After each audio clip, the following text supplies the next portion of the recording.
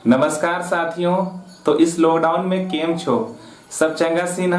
मैं पंकज कुमार आपके अपने YouTube चैनल नॉलेज में मैं आप सभी का स्वागत करता हूं। अगर आप लोग में से कोई नए हैं और पहली बार मेरे वीडियो को देख रहे हैं तो कृपया करके आप चैनल को सब्सक्राइब कर दीजिए और बेल आइकन को प्रेस कर दीजिए ताकि जब कभी भी मैं नया वीडियो डालूंगा तो आपको नोटिफिकेशन मिल जाएगा।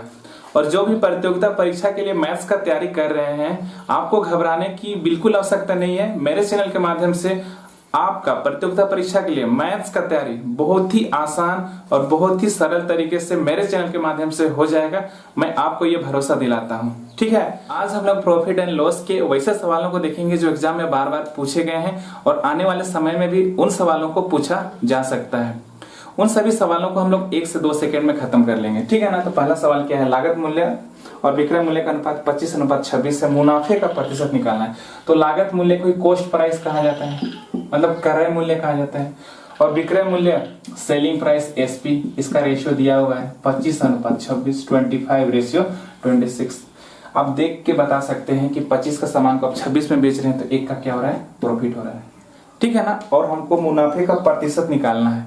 तो एक बात बताइए, पूरा लाभ और हानि प्रतिशत में, ठीक है ना, जब कभी भी हमको प्रॉफिट परसेंट या लॉस परसेंट, लाभ प्रतिशत या हानि प्रतिशत निकालने के लिए कहा जाए तो हम सीपी पर ही निकालते हैं। तो सीपी को कहाँ लिखेंगे, नीचे, मतलब क्रय मूल्य को कहाँ लिखा जाता है, नीचे।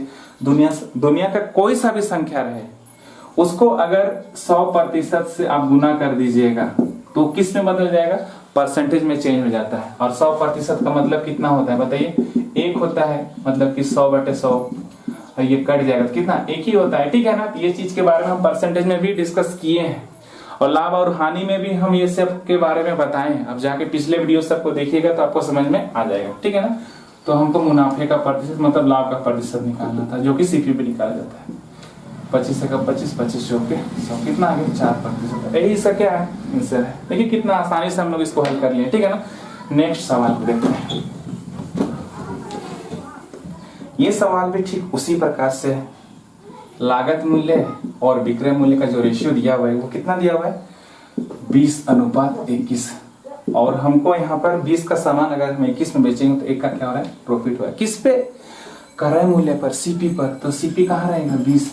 दुनिया का कोई सा भी संख्या रहे, ये फ्रैक्शन में, भिन्न में, तो इसको हम कितना से मल्टीप्लाई कर देंगे, 100% से। और 100% का मतलब कितना होता है, 1 से मल्टीप्लाई कर रहे हैं तो हम कर सकते हैं। ठीक है ना। तो कितना हो जाएगा, 20 का 20, 20/25, तो कितना आ गया, 5%। तो लाभ प्रतिशत मेरा कितना निकल के आ गया, 5%। और यही क्या है, इसका आंसर है। ठीक है ना। तो इतना आसान सवाल एग्जाम में पूछा गया है। अब नेक्स्ट सवाल को देखते हैं। 15% की हानि हो तो सीपी और एसपी का रेशियो निकालने वाले, क्रय मूल्य और विक्रय मूल्य का अनुपात। हानि प्रतिशत कितना दिया हुआ है, 15%। तो इसका मतलब है 15 कितना, 100। बोलिए होगा। इसका साफ मतलब है कि 100 का सामान पर हमको 15 का हानि हो रहा है। कहने का मतलब अगर सीपी 100 है और उस पर 15 का हानि हो रहा है तो उसको हम कितना में बेच रहे हैं, 15 का लॉस होके, तो आपका बिकेगा कितना, 85 में। बोलिए बिकेगा। 100 में से 15 को माइनस कर लीजिए, 85 आएगा कि नहीं आएगा, आएगा। ठीक है ना। तो हमको क्रय मूल्य और विक्रय मूल्य का अनुपात निकालने के लिए कहा गया था। एक बात बताइए, अगर 100 पे 15 का हानि हो रहा है तो क्रय मूल्य और विक्रय मूल्य का अनुपात कितना हो गया, 100:85 हो गया। लेकिन ऑप्शन में है नहीं तो हम इसको कट कर लेंगे। 5 दूनी 10, 5 का 5, 6, 7, 8, 5, 7, 35। तो कितना आ गया, 20:17। और यही क्या है इसका आंसर। देखिए कितना आसान है, बस हम रेशियो से ही बना लिए।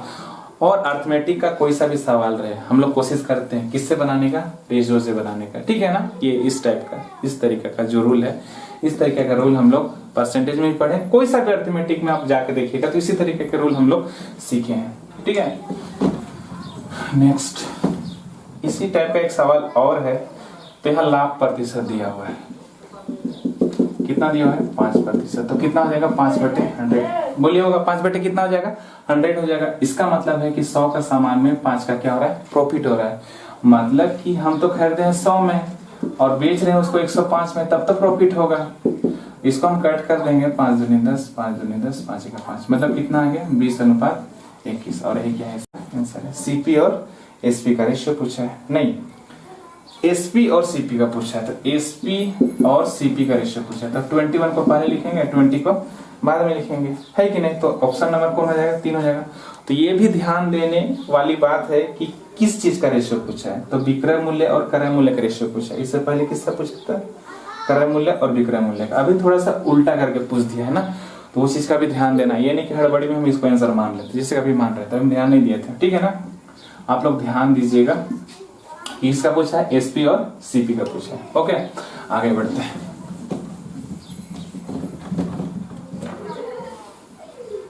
अब नेक्स्ट सवाल देखते हैं।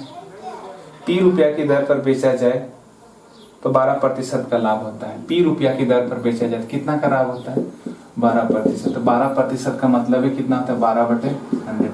कहने का मतलब 100 का सामान पर 12 का लाभ हो रहा है, ठीक है ना। उसी प्रकार से Q वाला के लिए क्या कहा गया, Q की दर वाला तो 4% की हानि होती है।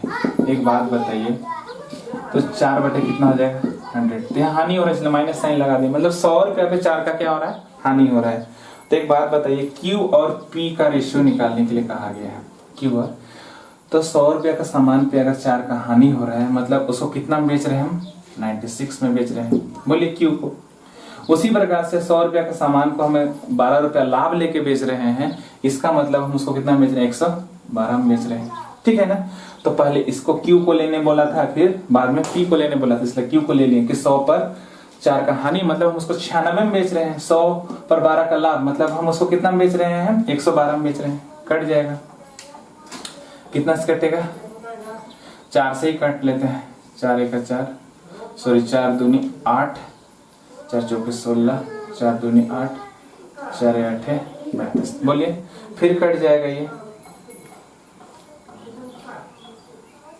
4 6 24, 4 7 28, तो कितना निकल के आ गया, 6 तो कितना निकल के आ गया, 6:7। और यही क्या है इसका आंसर। कितना आसानी से हम इसको बना लिए, देखिए आप लोग। नेक्स्ट सवाल देखते हैं।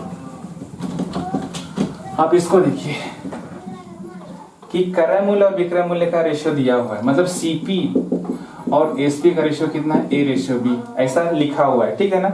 तो बी ए का कितना है, का मतलब कितना होता है, गुना होता है, 200%, ऐसा लिखा हुआ है। कहने का मतलब ये कितना हो जाएगा, तो BA का 200 बटे कितना हो जाएगा, 100। तो हम इसको अगर कट कर देते हैं और ये मल्टीप्लाई में है, तो A कहाँ चला जाएगा, नीचे आ जाएगा, तो 2 बाई कितना हो जाएगा, 1 हो जाएगा। और B मेरा क्या है, SP है, और A मेरा क्या है, CP है। तो एक बात बताइए, ₹1 का सामान अगर हम 2 रुपये में बेच रहे हैं, तो कितना का प्रॉफिट हो रहा है, 1 का प्रॉफिट हो रहा है।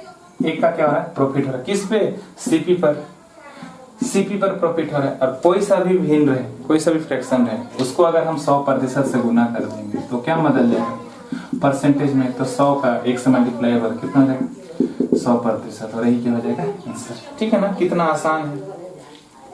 नेक्स्ट सवाल देखिए, ठीक है ना, बहुत आसान सवाल है आज का।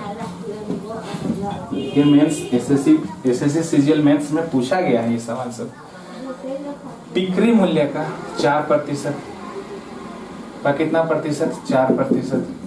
सेलिंग प्राइस का 5% के बराबर है, सॉरी क्रय मूल्य के 5% के बराबर। क्रय मूल्य मतलब पोस्ट प्राइस के, परसेंट से परसेंटेज कट गया, तो सीपी कहाँ गया, नीचे आ गया, तो कितना आ गया, 5/4। तो एसपी 5 और सीपी कितना है, 4 है। एक बात बताइए हमको कि एसपी और सीपी कितना आ गया, 5:4 आ गया। हमको पूछा क्या गया है, सीपी और एसपी का रेशियो पूछा है, सीपी और एसपी रेशियो। तो सीपी मेरा कितना आ गया, 4, और एसपी कितना आ गया, 5।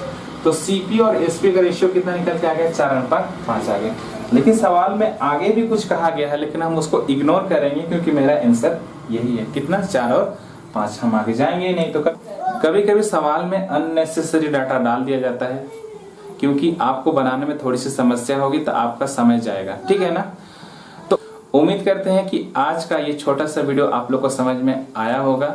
आप इसी प्रकार से चैनल पे बने रहिए, और जो नए हैं तो कृपया करके आप मेरे चैनल को सब्सक्राइब कर दीजिए, बेल आइकन को प्रेस कीजिए, ताकि समय समय पर आपको नोटिफिकेशन मिलता रहेगा, ठीक है। तब तक घर में रहिए, सुरक्षित रहिए और खुश रहिए। बाय।